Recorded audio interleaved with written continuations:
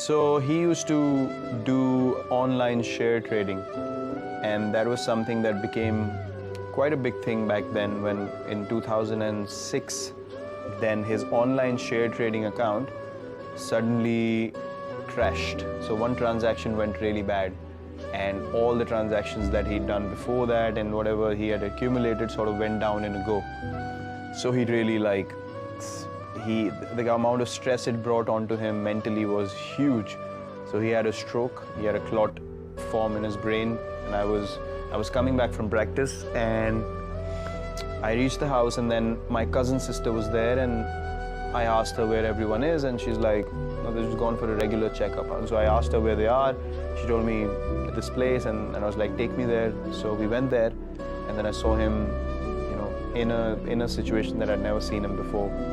Because it was a stroke in the brain, he wasn't able to react in a normal manner, So I saw him like that, and then they took him to the operation theater, and then it was a very difficult time because they did the operation, then he came back home, and then he was in rehab, but I saw him, left side of his body got paralyzed, left side vision also got compromised, and eventually after a couple of weeks of rehab, he got a cardiac arrest. Actually, I was playing a game, and we were playing one of these 4-day games, which used to happen at the first class level, and I was supposed to resume batting the next day.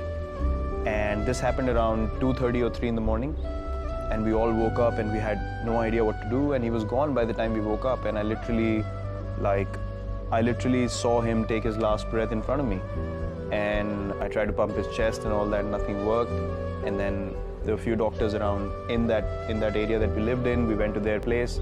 No one opened the door because it was 3 in the morning. We couldn't get any response, and then we drove him to the hospital. But by the time they tried electric shocks and everything, all those kind of things, but nothing worked. He couldn't recover at all. So my sister and my brother and my mother, they all broke down, and funnily enough, I couldn't cry at all. There was no emotion coming out of me, and I just became blank. I couldn't register what just happened. And then I called my coach in the morning, and I told him what had happened, and then he asked me, what do you want to do? I said, I want to go and play. For me, leaving a cricket match was something which was not acceptable, regardless of what happened in life. Not going to a match was not an option I ever had, or I couldn't register that option in my mind. So I left the house.